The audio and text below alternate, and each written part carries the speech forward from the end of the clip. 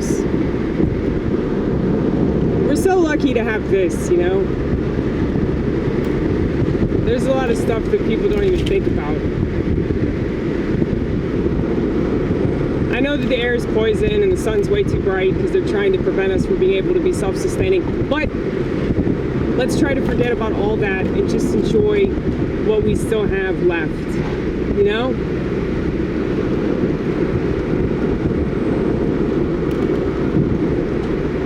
There's a lot of things that we have in this country that other countries don't have, which is why there's always going to be a war on consciousness.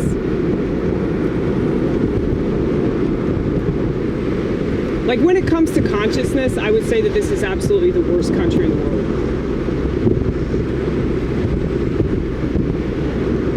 When it comes to freedom, at least in regards to being able to own a firearm and shit like that, I mean, I guess it's the best country in the world. When it comes to women being able to be slutbags and dress like skanks and then falsely accuse somebody of rape, okay? A lot of those twatbotz don't know this, but I would say that this is probably the best country in the world for that. You really don't have to worry about somebody, you know, holding you down in the middle of the street and forcing you to do something you don't want to do, like have sex. That's what that is, by the way, what I just said. We're not even allowed to say it anymore, apparently. But,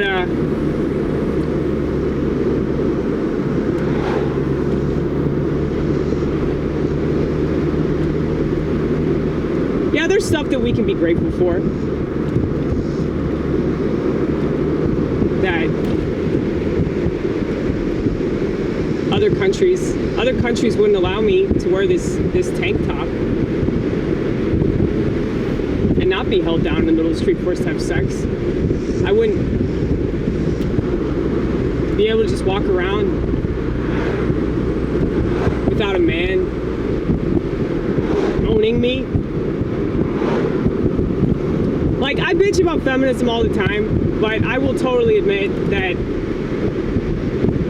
a man is the last thing that I want. And I really, really hate control freaks. You know, that's why it was so hard for me growing up, because my parents are very, very controlling. And I seem to attract those types of people, which is weird because all I do is discuss them. But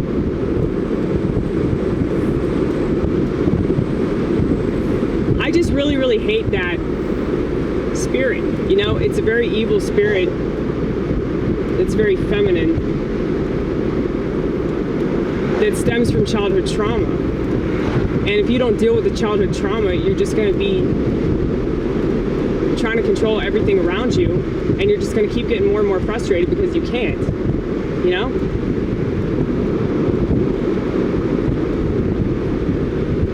I dated this guy a long time ago.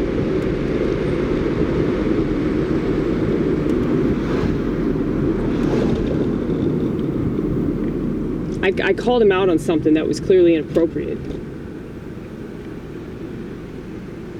Like, we were dating, right? We were dating. He was a college professor, by the way. Philosophy. Vanderbilt. He took some girl out to a concert or some shit.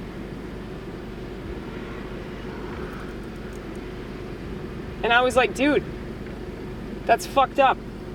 I wasn't even that jealous over it. It was just the fact that he's a professor and she was his student. And I realized that the whole reason he was dating me was because he wanted to be young, you know? He was 41, I was 21. Now, I know you don't have to tell me that I had daddy issues, for sure. The difference is I knew about him. And I was in therapy. But yeah, I called him out on it, and he said, I think we need to take a break. I was like, okay, man.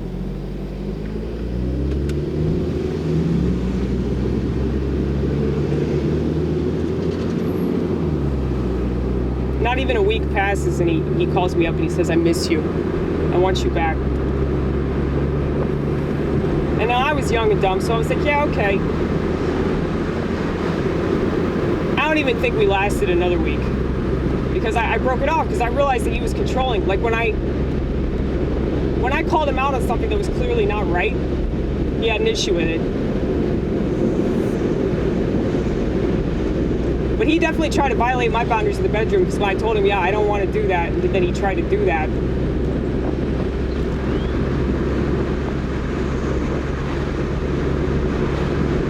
I think the boundary thing is something that a lot of people don't understand.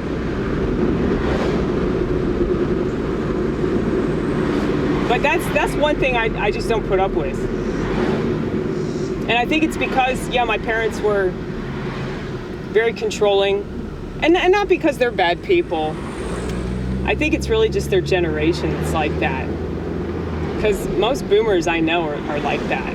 They're meddling in everything.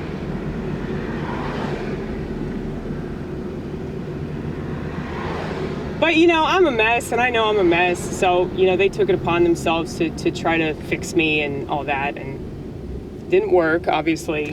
But, you know, there's a lot that they've done for me that, you know, I wouldn't be able to do what I'm doing now if it weren't for them.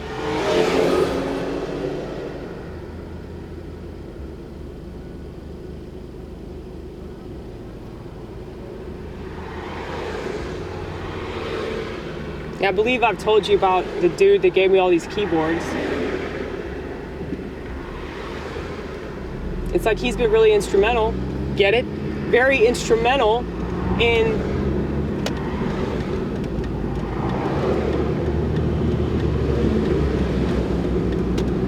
my creative life. You know, I owe him that much. But at the same time, like, of course, I didn't realize this all those years, but I feel like he was just doing shit for me because he wanted to have leverage, like, oh, well, I did this for you, I did this for you, I did this for you, you know? And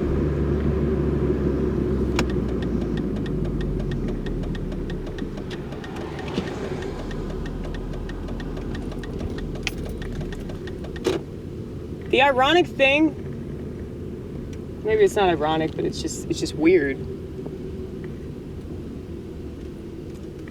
Now, I'm just speaking for myself. I think a lot of women have this issue with like controlling men in their life because a part of them is submissive and they want a man to take care of them and all that shit. So they end up attracting somebody that's not good for them because he presents himself in a certain way. That wasn't the case with this. I mean, we didn't even date or anything like that. But we'd known each other for a while. And he was in a band with some of my other friends. But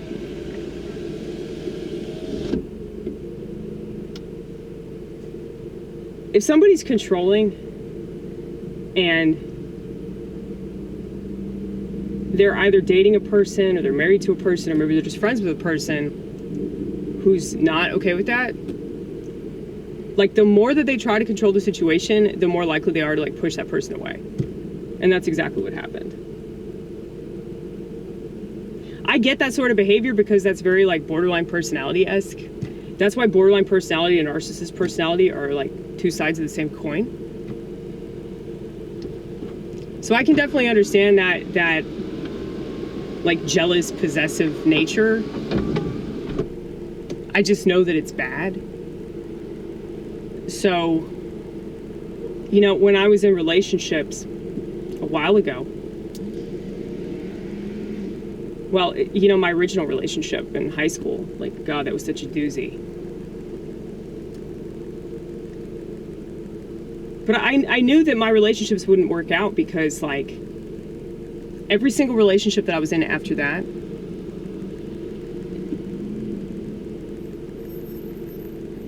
I was quicker to get out, like emotionally, mentally. I was quicker to get out of the relationship. I was quicker to push that person away. And You know, it's like I tried to tell this person that I'm referring to, like this is the way that I am. If I'm this way in romantic relationships, I'm gonna be this way with anybody that has a penis, that where I feel like there's some sort of threat. Like if you're trying to get me to do something I don't want to do, shit's not gonna work out. And I do feel bad about this. Like I wish that I had just like been a lot more cutthroat about it.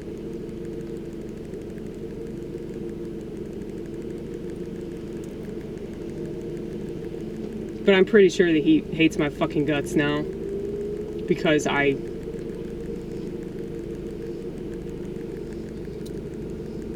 refuse to change my behavior, you know?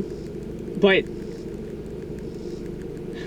like I said, change has to be like a personal decision. Change has to be something that like you're open to that. You know, that's why I'm an Orthodox Christian. So every single time that I take Holy Communion, communion means a closer connection to God. And so, if people shit on that, first of all, that's really lame.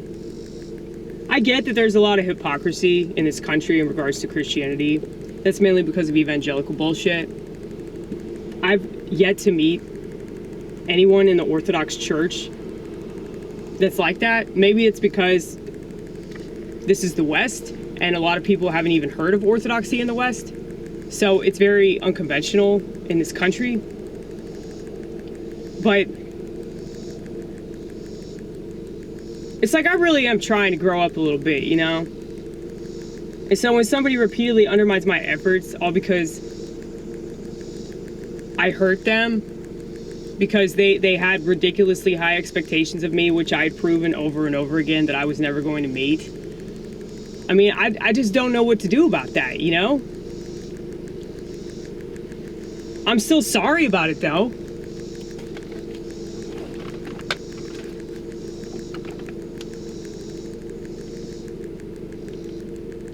You know, I said this in a bit a long time ago, that whenever I apologize, I'm not apologizing for my past, I'm apologizing for the future, because I don't intend to change that.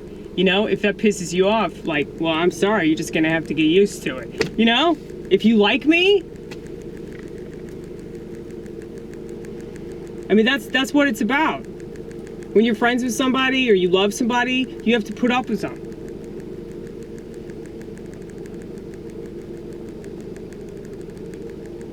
So yeah, if you call me and I don't call you back, it's not you. Well, I actually, in this case, it is, because I mean, if I perceive that controlling spirit, I'll try to inch away from you. But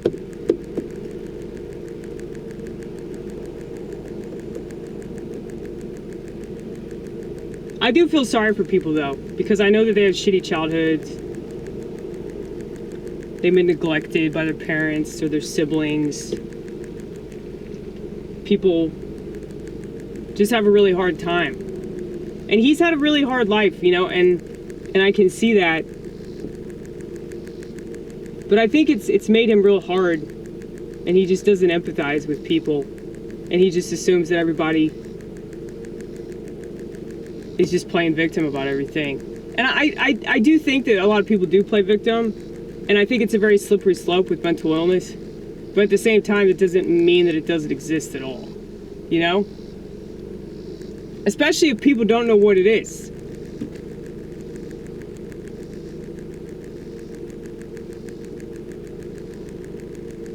So if you're a really compulsive person, and I don't know a single person that's compulsive about anything positive, but these compulsive voices are telling you to do things that are contrary to your well-being, and you keep listening to them because you don't know that that's not your own inner voice that's telling you that. And this is one of the reasons why the internet is the most dangerous place in the world, because you're gonna constantly be bombarded with bullshit from all these different directions at the same fucking time. Telling you this, telling you that.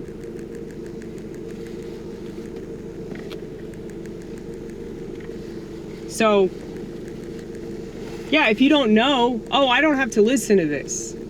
Oh, these people lie. These people are probably lying to me. They're making money when I believe them.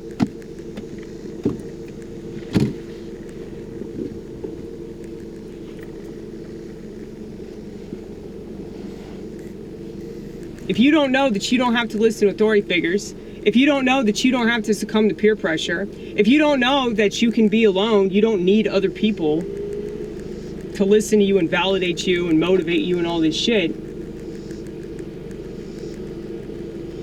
I think I just have a much stronger relationship with myself.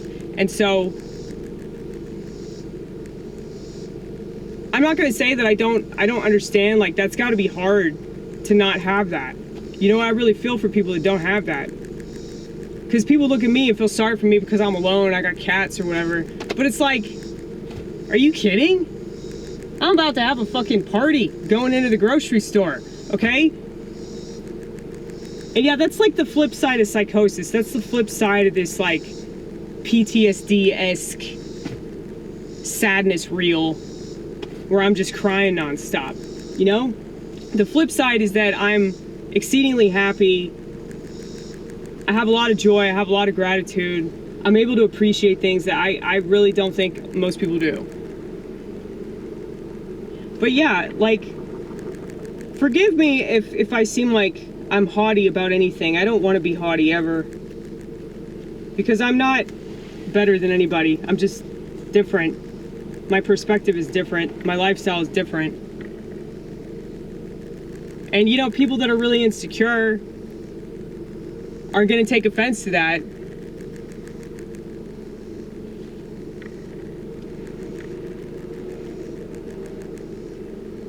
But it's not a contest, you know? Like, you should only be competing with yourself. So, you know, I'm trying to show up on time for work. I mean, I came in like an hour early today. I'm going in on my day off tomorrow, working till 8, 10 to 8. So that's what, a 10-hour shift? So yeah, like, I'm trying harder.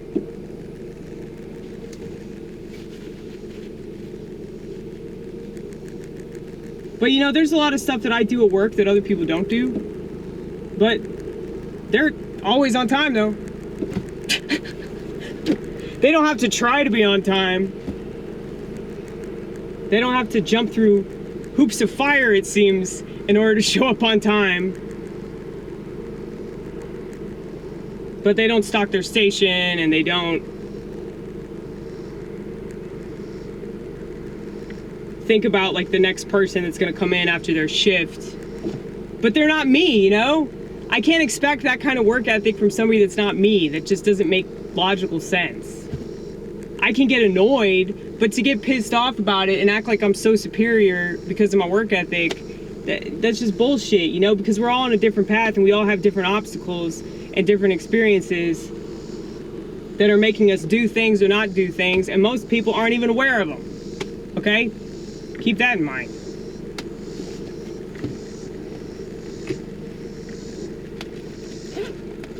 But yeah.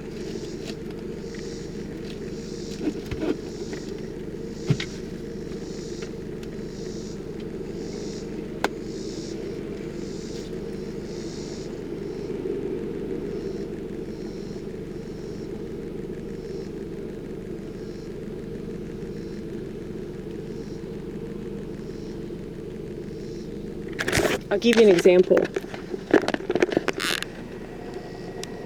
See that? Not that beautiful motorcycle. But that cart. That beautiful cart over there.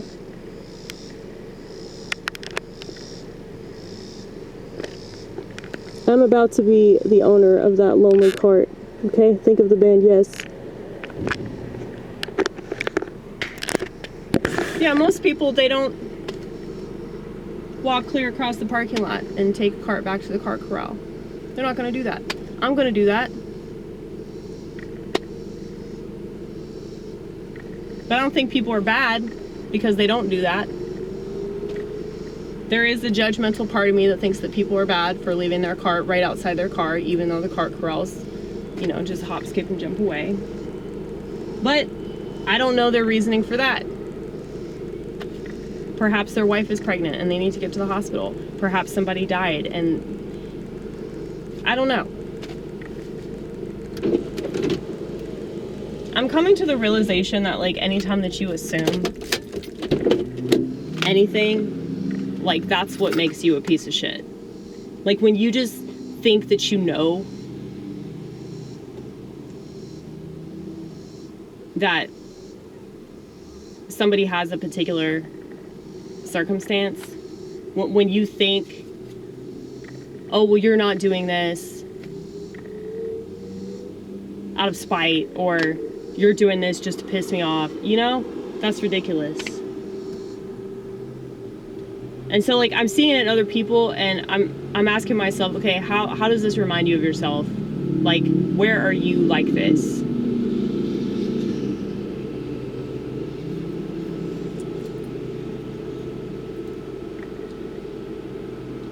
So one of the things that I adopted from the 12-step program was cleaning up your side of the street, not worrying about their side of the street.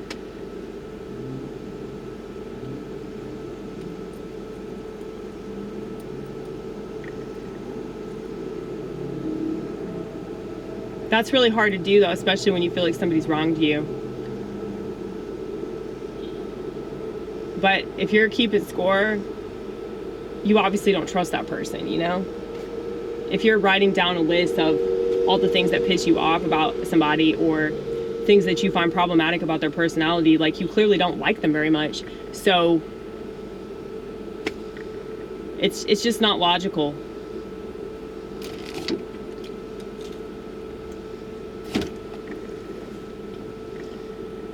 Anyway,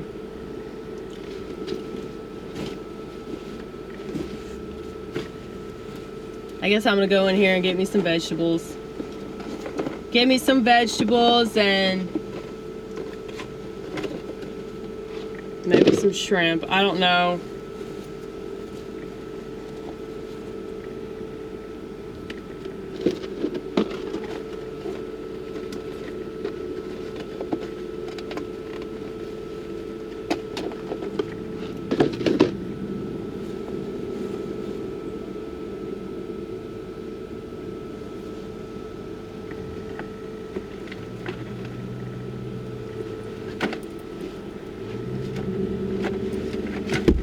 But one really cool thing about self-awareness that I will mention before I leave here is that when you know yourself, you see yourself. And if you believe in God, you know that God sees you. You know that God's always watching, God's always listening, God's always protecting. So if that's the case, then, you know, whatever arrows people want to throw at you, they're just gonna fling right off of you because you're like, that doesn't apply to me, you know? Or you'll just look at the arrow, you'll pull it out of you and you'll look at it and be like, yeah, maybe. But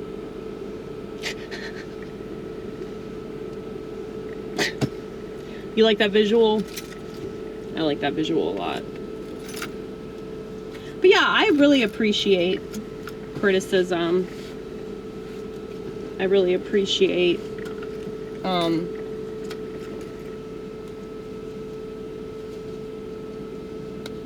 when somebody can tell me something that I don't know about myself. That's really awesome. But yeah, most of the time people can't because I'm really self-aware. So whenever somebody brings certain things to my attention, I typically go, yeah, that's very, very true. I think I told you that a while ago.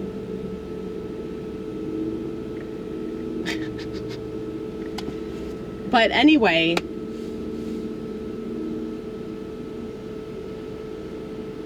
I still feel bad if I hurt somebody, though. Like, even if they put themselves in a position to be hurt, and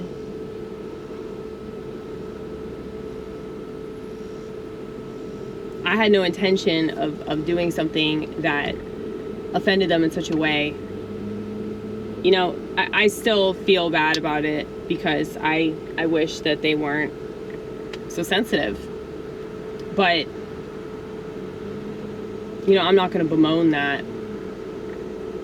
Especially when I've been honest about it the whole time. You know, somebody at a meeting said this a long time ago. If people keep stepping on your toes, where are you putting your feet? I mean, if somebody does something that's really fucked up, like, you should tell them when it happens and explain why it hurts you. Timing is everything, right? After a certain time, I don't give a fuck about what I said or did 5 years ago, you know? There's this chick I work with, I've talked about her a lot. She's definitely something of a narcissist, borderline personality. But the thing is, though, every time that I upset her, she lets me know to my face immediately. And so I think that one of the reasons why, like, this is so much worse with this person is because, like, he's waited and waited and waited to tell me all this stuff that he's just been sitting on, and now he's being really mean and passive aggressive and all that shit. And you know, it's like when somebody's passive aggressive with you, like, you can tell that they're hinting at a much larger problem that they have with you, but they don't know how to admit it to themselves because they don't want to take ownership of their own feelings, which is really sad that you don't have that kind of relationship with yourself. So, you know, if somebody offends me, well, first of all, I ask myself, why is this offending me? Should I get over this? A lot of the time I should get over it because it's not that big of a deal. Or maybe I'm just having a bad day, or I'm in a shitty mood or whatever. Or I'm just going through something spiritually that I need to resolve myself and has nothing to do with this person that upset me. But, you know, if it actually hit a nerve, like, I'll let them know. I didn't used to be like that, but then I worked in restaurants. And now I just don't care if people like me or not. I wish that everybody was required to work at a restaurant until they grow the fuck up, you know? Because it's absolutely ridiculous that people are in, like, their 30s, 40s, 50s, and they still don't know how to tell somebody else how they feel.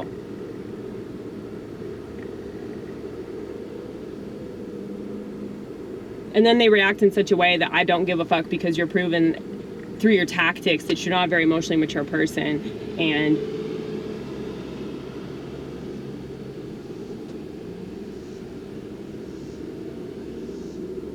I still feel sorry for you. I can pity somebody and still want to get the fuck away from them because they're toxic. And I'm sure he'd say the same shit about me. Oh, she's toxic. She's toxic. Because I don't want to be controlled and manipulated and lied to. Now, I'm not saying I've never manipulated situations. I mean, I used to be a drug addict. I used to be a raging alcoholic. So, yeah, I definitely manipulated the hell out of situations so I could get me some fucking money for the dope man and liquor store. Yes, I did that. But I can own that I did that, and I know why I did that. And I've taken measures to not do that anymore because I'm sober now. So, anyway. Yeah, I probably should work those steps again.